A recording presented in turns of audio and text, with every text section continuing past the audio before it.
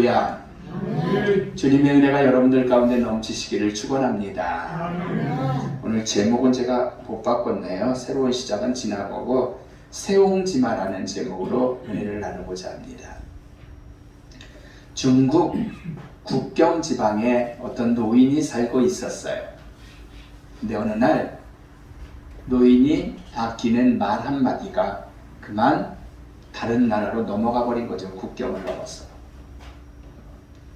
도망을 친 거죠. 말이 찾아올 수가 없잖아요. 같은 나라면 가겠지만 우리로 말하면 휴전선 넘어서 북한으로 가버린 말을 어떻게 찾아오겠습니까?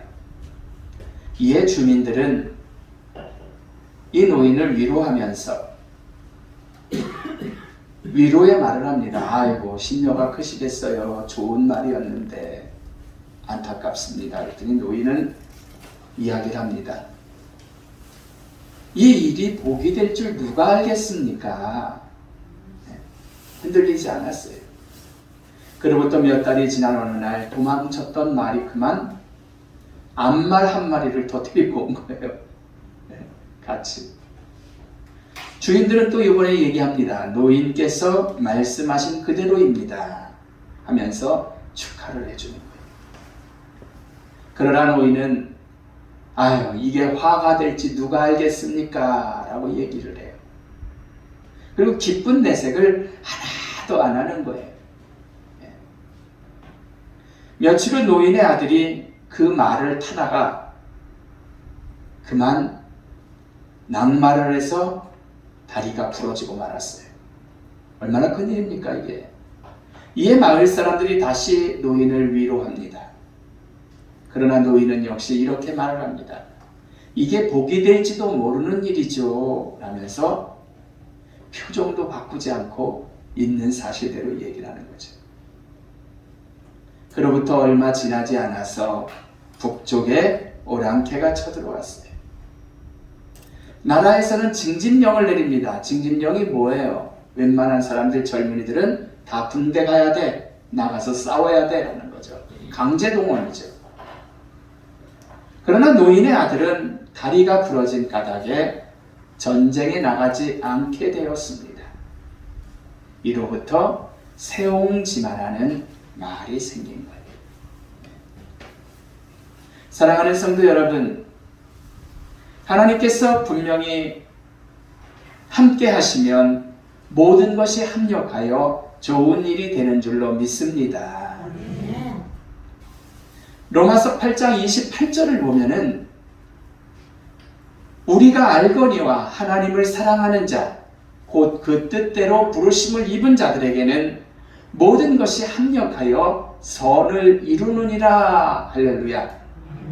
말씀하고 계세요. 예수 믿는 우리들이 직접 기도하지 못해도 성령께서 친히 우리를 위해서 기도하신다라는 거죠. 그렇기 때문에 우리 신앙인들은 뭐를 해도 결국은 합력하여 그게 선이 된다라는 귀한 말씀인 거죠. 여러분 오늘의 본문의 말씀을 봅니다. 요셉이라는 사람이 등장을 합니다. 얼마나 기구한 삶을 살았는지 몰라요. 왜? 자기만 특별하게 사랑을 받으니까 형제들이 시기를 해서 이 아이를 구덩이를 파서 거기다 묻어버리고 형제를 죽이려고 했습니다. 그러다가 이건 좀 너무하는 것 같으니까 애를 끄집어내서 지나가는 상인에게 노예로 팔아버립니다. 외국으로 팔려간 거죠. 우리가 언어도 통하지 않는 외국에 팔려갔다라고 생각을 해보세요. 아는 사람이 한 명도 없는 그곳에 거했다고 생각을 해보세요. 이 요셉이라는 사람의 이 상황은 이루 말할 수가 없는 거죠. 그 요셉은 그 나라의 친위대장 보디발이라는 사람의 집에 노예로 들어가게 됩니다. 맡은 바 본분을 잘합니다. 너무나 성실합니다. 주인 것엔 손 하나 대지를 않습니다. 이 아이로 말미암아 집안에 좋은 일들만 자꾸 생기는 거예요. 그러기에 요셉은 보디발이 친히 이 요셉을 자기 집에 총무로 세워요. 자기 와이프 외에는 모든 것을 다 네 마음대로 해도 좋다라고 전권을 맡겨버립니다. 그런데 사단이 벌어졌어요. 오늘 본문에 있는 이야기지만 어떻게 됩니까? 보디발의 아내가 젊은 청년이 마음에 들어서 동침을 요구합니다. 하지만 요셉은 거절해요. 결국 이 여인은 자기의 계획이 실패로 돌아가자 누명을 씌워서 감옥에 갇히게 만들어버리죠. 하지만 옥에서도 그는 인정을 받고 관리를 하면서 꿈을 해몽해 주기도 합니다. 같이 갇힌 사람들이 꿈을 꿨는데 그 꿈 해몽을 요셉이 해주자 요셉의 뜻대로 그게 그대로 된 거예요. 그래서 감옥에서 나가게 된 왕의 술을 맡아 관리하는 관원장이 내가 나가면 너를 절대 잊어버리지 않겠다라고 장담을 했지만 그는 나가서 요셉을 생각하지도 않았습니다. 일종의 배신당한 거죠. 또 어려움이 온 거죠. 그러던 어느 날 왕이 꿈을 꿉니다. 모든 사람들에게 말했으나 아무도 그 꿈을 해석하지를 못하는 거예요. 네? 이때 그 꿈으로 은혜를 입은 그 술 맡은 관원장이 왕에게 요셉을 추천합니다. 내가 얼마 전까지 몇 년 전에 감옥에 있었을 때 내 꿈을 이렇게 해석해서 그 뜻대로 다 이루어진 것을 볼 때 그 감옥에 있는 친구가 틀림없이 왕의 꿈을 해몽해 주실 것입니다. 왕이 뭐는 못하겠어요. 부르는 거죠. 요셉은 왕의 꿈을 해석하고 그 애굽의 총리가 됩니다. 그리고 마지막에는 굶어 죽게 된 아버지와 형제들까지도 자기를 팔아먹은 형제들까지도 타국에 사는 그 아버지까지도 다 구하게 되었죠. 요셉의 삶 자체가 여러분 어떻게 보면 어때요? 좋은 일이 있다, 나쁜 일이 있다, 좋은 일이 있다, 나쁜 일이 있다. 결국은 그나마 그래도 어떻게 돼요? 세옹지마의 삶이었다는 거죠. 왜? 마지막은 하나님께서 함께 하셔서 총리가 되고 가족을 구하는 역사가 있게 된 줄로 믿습니다. 누가 보더라도 형제에게 죽임을 당하게 될 위기, 외국의 노예로 팔려간 그러한 형편, 감옥에 갇히고 배신당하고 이게 바로 요셉의 인생사였죠. 누구든지 이런 일을 당하면 재수 더럽게 없네라고 한마디 하면서 정말 스스로 목숨을 끊을지도 모를 거예요. 여러분, 요셉의 삶은 어느 정도냐면 뒤로 자빠져도 코가 깨진 사람입니다. 네. 하지만 하나님께서는 그 고난의 때에 늘 그것으로 끝나게 하지 않으시고 합력하여 선을 이루게 해 주신 줄로 믿습니다. 사랑하는 성도 여러분, 우리가 지금 사순절 기간을 맞고 있어요. 기도하셨지만 예수님께서는 우리를 위해서 하늘의 영광을 버리시고 그 왕의 보좌를 버리시고 이 땅에 오셔서 비참하게 십자가에 달려 돌아가셨습니다. 모든 사람들은 한 마음 한 목소리로 심지어 주님의 제자들까지도 주님은 실패한 인생이라고 말했잖아요. 다 제자들은 뿔뿔이 흩어지고 도망가 버렸단 말이에요. 실패했구나라고요. 진짜 안 좋은 일이 벌어진 거죠. 하지만 그 십자가에 달려 돌아가심으로 끝난 것 같지만 그는 3일 만에 부활하고 영광이 되었고 하늘에 오르시어 지금도 우리를 위해서 간구하시며 기도하시는 줄로 믿습니다. 하나님께서 함께 하시면 모든 것이 합력하여 선을 이루시는 줄로 믿습니다. 지지난주에 우리 지방의 장로교에서는 노회라고 하지만 저희는 지방이라고 합니다. 목사님들이 세미나로 제주도회를 다녀왔습니다. 우리는 이제 지수를 데리고 가서 집사람하고 3일 동안 있었는데 그때 지방에서 각 가족별로 렌터카를 쓸 수 있게끔 비용을 대주셨어요. 우리가 마지막 날 집으로 오는 날인데 한 공항까지의 시간을 렌트카를 반납하고 공항까지 셔틀버스를 타고 가는 거를 계산하니까 비행기 시간이 충분한 거예요. 네. 국제선도 아니고 국내선이니까요.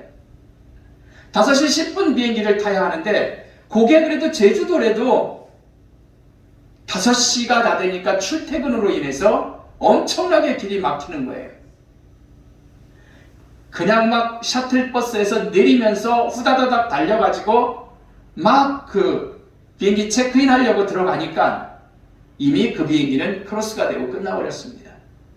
그래서 이걸 어떡하나 앞표를 다시 끊어야 되나? 아깝잖아요. 3사람 편인데 돈도 더 많이 들 거고 긴급으로 끊으니까요. 그랬더니 거기 가서 얘기를 했더니 다음 비행기가 있다고 얘기를 하더라고요. 그걸 타시면 된대 해서 페널티로 돈은 더 물어야 되지 않습니까? 라고 얘기를 했더니 우린 당연히 그럴 줄 알았죠. 심하면 다 다시 끊어야 되고. 이분이 끊어주면서 그런 얘기를 하는 거예요. 우리가 새로 티켓팅을 받았는데 5시 50분 비행이었습니다. 놓친 건 5시 10분, 타는 건 5시 50분. 이럭저럭 하다 보면 40분이 지나가거든요.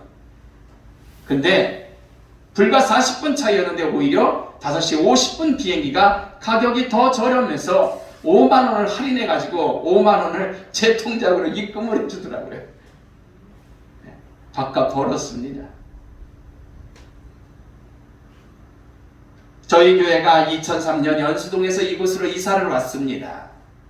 그때 저에게 제안을 한 교회가 있었죠. 땅 150평의 조립식 건물로 지어진 그런 교회였습니다.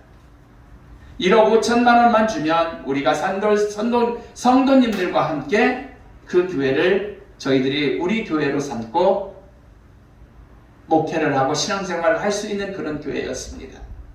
하지만 그 교회를 그만 아는 저하고 거래를 하던 목사님께서 2억 원에 다른 사람에게 넘겨버리고 저는 못 들어가게 됐죠. 그때 이제 최인숙 권사님이랑 같이 교회를 보러 여기저기 얼마나 많이 다녔는지 몰라요. 우리 집사람이랑. 그 일로 저는 충격을 받아서 우울증이 와가지고 엄청 고생도 많이 했습니다.